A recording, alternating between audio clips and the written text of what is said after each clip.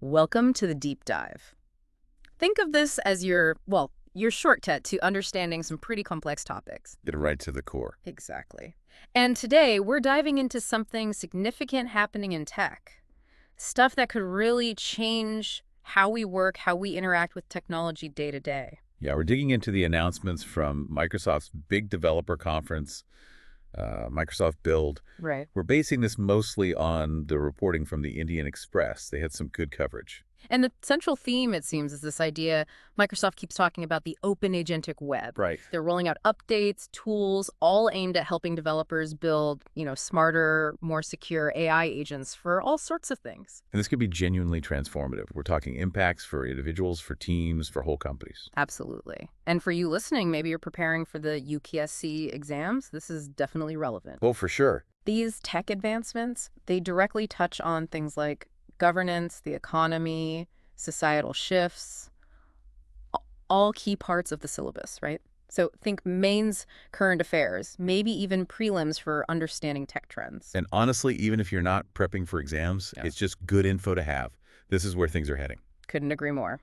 So what are we covering specifically? Well, Microsoft announced quite a bit. We'll look at the evolution of GitHub CoPilot, their coding assistant. Okay. Then there's stuff around customizing AI models for businesses, improvements to their Azure AI platform, Right. a new open source project called NLWeb, which sounds interesting, for putting AI into websites, and finally, an AI platform for scientific discovery. Lots to unpack. So let's start with GitHub Copilot. That's something a lot of developers are already familiar with. Yeah, it's been around, but the shift is significant. They're moving it from being just a pair programmer, like a helper looking over your shoulder. Right, suggesting code snippets. Exactly. To being more like a peer programmer, even calling it a full coding agent. Okay, full coding agent. What does that mean in practice? Like, what can it actually do now? Well, this is the interesting part. It's about autonomy. You can apparently assign it whole tasks now. Whole tasks, like what? Things like fix this bug or implement this new feature, or even just routine code maintenance. You assign the issue. And it just goes off and does it. Sort of, yeah. Huh. It sets up its own secure development environment Yeah. using something called GitHub Actions. That's their automation tool. Okay. It clones the code repository, analyzes it, makes the changes, and then commits them to what's called a draft pull request. So it proposes the changes. It doesn't just merge them straight in. No, definitely not. That's crucial. And it keeps logs, session logs. You can see its whole process. Right, transparency. What kind of coding jobs is it supposedly good at? They highlighted bug fixing, adding new features, refactoring code, Yeah. cleaning it up, and improving documentation. It apparently works best in code bases that are already well tested. And it tries to understand the project context, like related discussions or specific instructions you've set for the repository. That makes sense. But the big question always is security and quality. How do you ensure an AI isn't just messing things up or creating vulnerabilities? That's a huge consideration. Microsoft emphasizes that the code it generates still needs careful human review. Ah, okay. So the human developer is still the gatekeeper. Absolutely. It drafts the changes, but a human decides if they get merged. It's an assistant, maybe a very capable one, but not the final authority. Got it. And where are these new capabilities available? Right now, they're saying it's for users on Copilot Enterprise and the Copilot Pro Plus tiers, and you can use it through the GitHub website, the mobile app, even command line. Satya Nadella also made a point about Copilot learning a company's unique, tone and language. How does that fit in? Yeah, that's about tailoring. The idea is Copilot can adapt to a specific company's coding standards, their jargon, their internal processes. So it becomes more integrated into their specific workflow. Exactly. Nadella's point was about amplifying that internal expertise, making the company's collective knowledge more accessible and consistently applied. That's a pretty powerful idea, actually. It really is. Okay, let's shift gears. Microsoft 365, Copilot tuning. This sounds more business focused. It is, yeah. It's part of Copilot Studio, and they're calling it a low-code feature. Low code, meaning easier for non-programmers? Basically, yeah.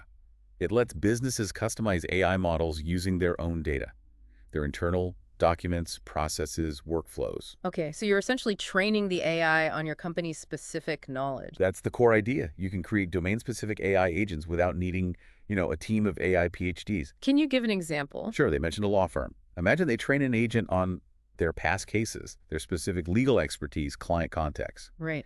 That agent could then help automate tasks, like drafting documents or research, using that specific institutional knowledge.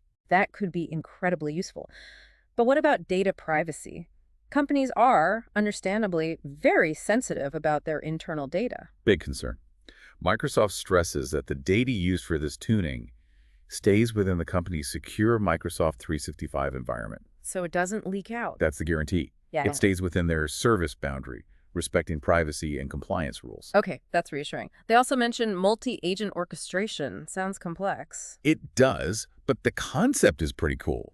It means you can have multiple specialized AI agents working together on a bigger task. Like a team of AI agents. Kind of. Mm. Think about onboarding a new employee. It often involves IT, HR, maybe marketing. Right, lots of departments. So instead of juggling that manually, you could have an IT agent setting up accounts, an HR agent handling paperwork, a marketing agent sending welcome materials, all coordinating automatically. Wow, okay, that really shows the potential for streamlining things. Yeah. Let's talk about the foundation for all this, the Azure AI Foundry upgrades. Right. Azure AI Foundry is basically Microsoft's big platform for building and deploying AI apps and these agents we're talking about. Then what's new there? A massive expansion in the number of AI models developers can use. They're saying over 10,000 models now. 10,000, wow, what kind of models? All sorts. You've got open source models, Microsoft's own proprietary ones, models built for very specific tasks. They even added Grok 3 and Grok 3 Mini. So developers get way more choice. Exactly. They can pick and choose fine-tuned models to fit exactly what their business needs. And a key part of this is the Azure AI Agent Service. Which does what specifically? It's the toolkit, essentially, for creating these agents that can automate complex workflows and tasks within the Azure environment. Nadella also talked about integrating these agents with existing company tools for identity, security, management. Why is that important? It's about making it practical, really. If these new AI agents can plug into the systems companies already use for managing users, security policies, and everything else. It makes adoption much smoother. Precisely. It avoids creating separate, siloed systems. It fits into the existing IT infrastructure, which is crucial for security and manageability. Makes sense. Okay, NL Web. This one sounds quite different. HTML for the agentic web. That's a bold claim. It is a catchy phrase, isn't it? NL Web is a new project, and it's open source. Meaning the code is publicly available. Yep. And the goal is to make it super simple for developers to add AI interfaces to any website. AI interfaces, like chatbots. Sort of, Yeah. but potentially more integrated. The idea is users could interact with the website using natural language, just talking or typing questions. Instead of clicking menus and searching. Exactly. A developer could add a chat interface powered by whatever AI model they choose, maybe fed with their site's specific data, and they claim it requires minimal code. So I can just ask a website, what were your main announcements from Build? In plain English. That seems to be the vision, yeah. Interact with the content conversationally. How does it work underneath? Technically, NL Web acts as something called a Model Context Protocol Server, or MCP server. Think of it as a standard way for websites to structure their content so AI agents can understand it. NL Web helps make that happen. It uses existing web standards too, like schema.org, for structured data and RSS feeds to give the AI agents better context. This definitely sounds like part of that bigger open agentic web idea, making the web more AI friendly. Absolutely. Decentralized agents doing tasks for users across different sites. NL Web seems like a piece of that puzzle, creating a common language almost. Very interesting. Okay, finally, Microsoft Discovery. This one seems targeted, right? Research and development. Yes, exactly. Discovery is pitched as an AI-powered platform specifically for R&D processes. How does AI help there? By using these agentic AI capabilities to automate complex, often tedious tasks in science and engineering. Think data analysis, experiment simulation. So the goal is faster innovation, helping scientists and engineers speed things up. That's the aim. Streamline the research workflow, help analyze massive data sets quicker, make collaboration easier by integrating with existing tools. Mandela gave an example, didn't he? Something about coolants. He did.